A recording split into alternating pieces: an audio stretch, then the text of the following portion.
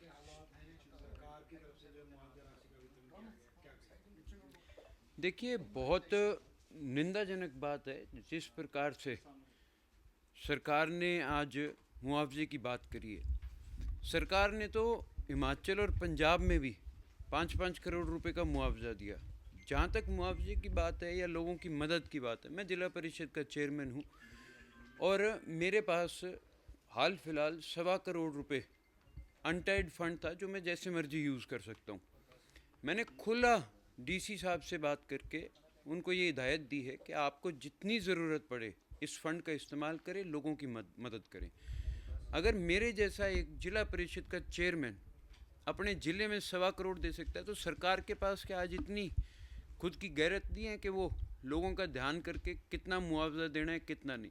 यमुनानगर में इन्होंने रैली करने के लिए तो लोगों को 50-50 हज़ार का मुआवजा सिर्फ उनके खेत खाली कराने के लिए दे दिया था, और आज एक कुदरत की आपदा आ गई तब इनके पास पैसा नहीं है देने के लिए। बहुत निंदाजनक बात है और मैं तो मुख्यमंत्री जी से आग्रह करूँगा कि एक बार दोबारा विचार करके इसको सही ढंग से दोबारा फैसला लिया जाए और लोगों की जितना नुकसान हुआ है उनकी फसल का मुआवजा दिया जाए पूरा का पूरा, उनके पशुओं का मुआवजा दिया जाए पूरा का पूरा। आज के दिन एक भैंस 2-2 लाख रुपए की आती है और इन्होंने 15,000 रुपये का मुआवजा देने की बात करी है।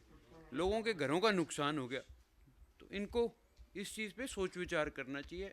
मुख्यमंत्री जी, अगर कल को आपका घर होता है इस सिचुएशन में तो आप फिर बताएं कि आप इस बात से संतुष्ट हो जाते कि इतना मुआवजा ही मिलना चाहिए।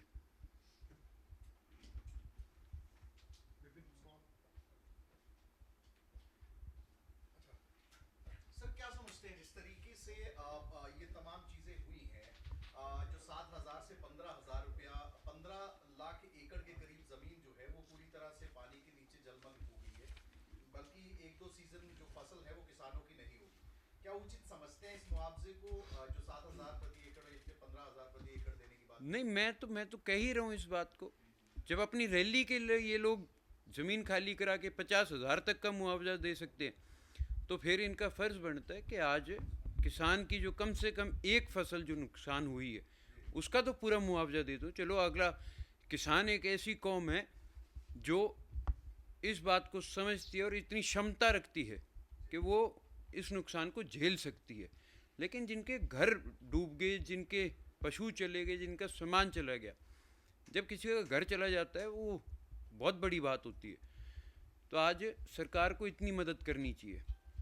चलिए, आपको क्या लगता है प्रधानमंत्री को आना चाहिए था, क्योंकि सरकार का ये कहना है कि सिचुएशन इज अंडर कंट्रोल, हम रिलीफ पहुंचा रहे हैं और हरियाणा में स्थिति इतनी खराब नहीं थी। आप ये बताएं, प्रधानमंत्री है कहाँ? प्रदेश की तो बहुत दूर की बात है, देश में आपको कहीं दिखाई देता है? आज के दिन इतनी खस्ता हालत हो चुकी है इस केंद्र की सरकार की। प्रधानमंत्री तो केवल और केवल अब अपने विदेश यात्राओं पे लगे हुए हैं। उनको कोई फ़र्क नहीं पड़ता कि मणिपुर में क्या हो रहा है, हरियाणा में क्या हो रहा है। वो तो सिर्फ अपनी विदेश यात्राओं में व्यस्त हैं। उनको एक उनके होम मिनिस्टर ने स्वयं इस बात को मानना है कि भाई हम तो सिर्फ आपको ये ढकोसले दे दे करके आपको सरकार में पहुंचने का काम किया था। 15 लाख की बात करी थी ना, आज 15 लाख छोड़ो, ये 15,000 पे आ गए और वो भी पूरा पहुंचेगा नहीं पहुंचेगा मुझे विश्वास नहीं है। सर, बाढ़ के अंदर आप हरियाणा में विपक्ष की क्या भूमिका देख रहे हैं, कितना? देखिए, मैंने अपनी तरफ से जितनी हो सकती है उतनी मदद करी है। जैसे मैंने आपको भी बताया, मेरे पास 1.25 करोड़ का फंड था। मैंने डीसी साहब को सख्त हिदायत दे रखी है। मैं कहा, सर जितना यूज़ करना है करिए, आपको लोगों की जितनी मदद करनी है, जितना मेरे प्रकोष्ठ से हो सकता है, मैंने खुली छूट दे रखी है।